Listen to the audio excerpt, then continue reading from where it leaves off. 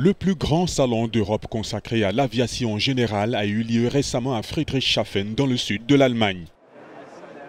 Appareils ultra légers, électriques, planeurs, jets d'affaires, hélicoptères, il y avait de quoi ravir les amoureux de l'aviation et de l'innovation.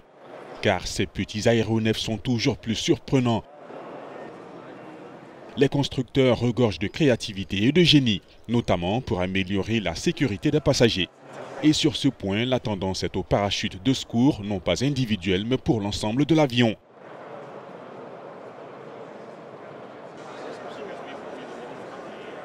Un parachute intégré dans le nez de l'appareil que les passagers peuvent actionner en cas de panne de moteur, par exemple.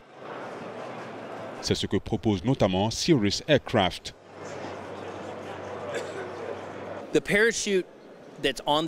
Le parachute qui est sur cet avion s'appelle CAPS pour Cirrus Aircraft Parachute System.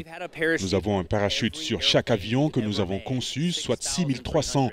Si le pilote est dans une situation de détresse, quand plus rien ne fonctionne, quelqu'un dans l'appareil peut tirer sur une poignée et tout l'avion va descendre sous un parachute.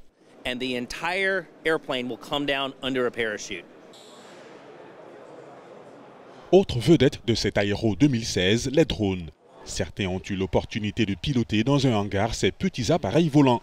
Grâce à des lunettes spéciales et grâce à une caméra embarquée, c'est comme si on se trouvait à bord du drone. Quelques 3000 Lions Drones seraient aujourd'hui en circulation. Mais la drone mania souffre encore d'un manque de réglementation.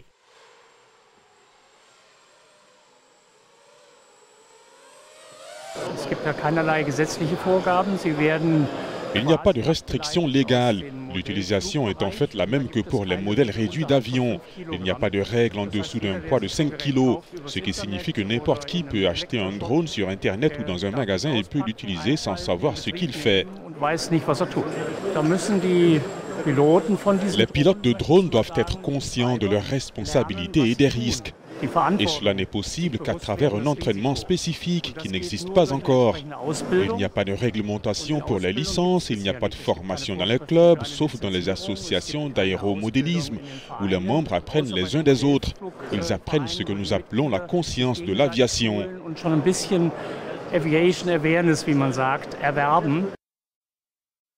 L'Aéro 2016 s'est penché également sur le sujet du handicap. Ici, des alternatives sont possibles, y compris faire du parapente en fauteuil roulant. Décoller et atterrir en fauteuil, c'est possible grâce là aussi à l'innovation technologique. Die Rolli Flieger est un groupe d'intérêt créé pour les personnes qui souhaitent voler malgré un handicap. Les pratiquants de la parapente handicapés comme moi ont besoin d'un fauteuil roulant spécial avec un système de suspension et de grandes roues pour pouvoir décoller et atterrir sur un terrain bosselé.